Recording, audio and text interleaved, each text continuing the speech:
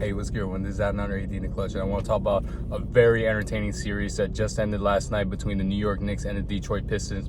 Two grit and grind, defensive-minded teams that took it to the wire between both of them. Like, it was just incredible how the Detroit Pistons, they were able to like stick it to the Knicks and step up for the challenge. Like, not be like, no, we don't got no experience. We suck. No, they didn't think like that. They were positive. They went all out. They took on everything they can to take on a very powerful New York Knicks team. And the Knicks, they took care of business. I mean, they took up with a team that was within their match, defensive-wise, and they didn't back down from the challenge. They stepped up big time, and they're further proving that they are one of the true contenders in the Eastern Conference.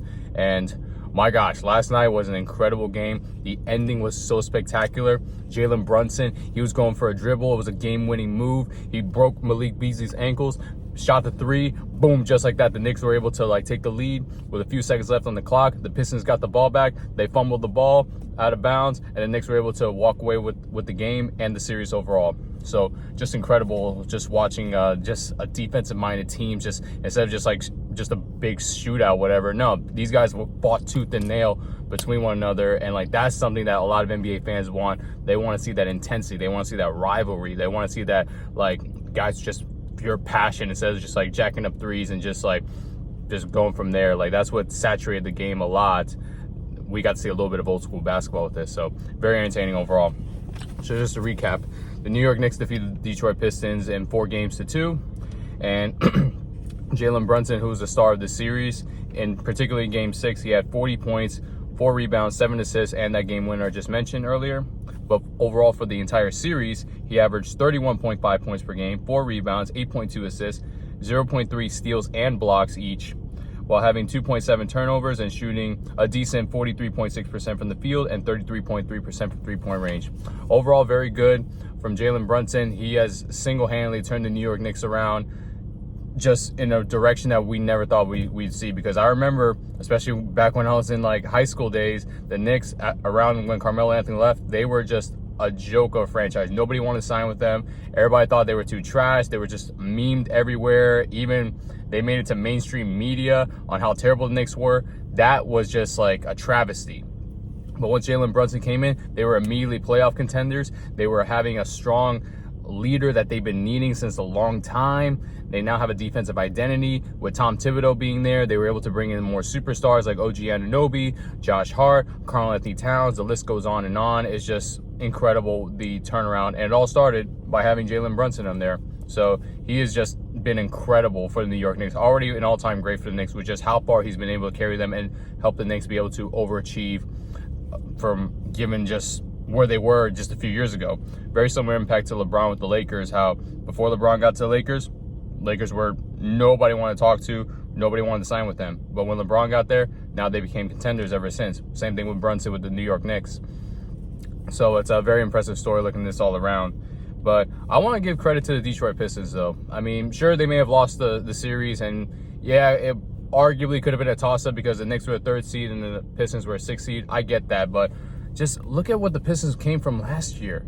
They had the NBA record for the longest losing streak in NBA history. Everybody clowned on the Pistons. People were just telling the team to, like, saying, sell the team, sell the team. There was no direction whatsoever. But then they hired JB Bickerstaff, and they also were focused once again on defense. They needed an identity. They helped Cade Cunningham. They started giving him more pieces around him with people like Jay Ivey before he got injured, Jalen Duren. They also had like Isaiah Stewart, who's really good on defense, who's able to fit plug and play with the system that JB Bickerstaff has. And on top of that, Malik Beasley, who has been a great shooter, and he's actually been one of the top NBA shooters in the league this season. It's just been really incredible with what the Pistons have done in such a short amount of time. When everybody went from clowning them to now being a legit threat, because they took it to the Knicks in 6 games. That's impressive. When we've seen a lot of sweeps and five-game series, the Pistons, they fought tooth and nail, and they can improve on this. I mean, I would not be surprised if the Detroit Pistons next season, if God willing everybody's healthy and everybody can build upon their skill level from this past season, I believe the Pistons can be more or less around the 4th or 5th seed, because I'm still going to take Cleveland, still going to take Boston, and the Knicks. Those are the top 3 teams that I'd be most concerned about, and potentially maybe Indiana, potentially. But the Knicks, I mean, I'm sorry, the Detroit Pistons, I mean, they're up there now. I mean, they're grit and grind, and they can take it to anybody out there. So I wouldn't be surprised if the Pistons are going to be really special these next few seasons, because they're young and they have a direction, which is very important. But I want to talk about the star of the Detroit Pistons, Cade Cunningham, as this is something he can definitely build on. As he did average this postseason, averaged 25 points per game even, 8.3 rebounds, 8.7 assists, 1.8 steals, 1.3 blocks, while having an ugly 5.3 turnovers and shooting 42.6 from the field and 17.9% from three-point range. He definitely needs to improve on taking care of the ball and also being able to shoot it better.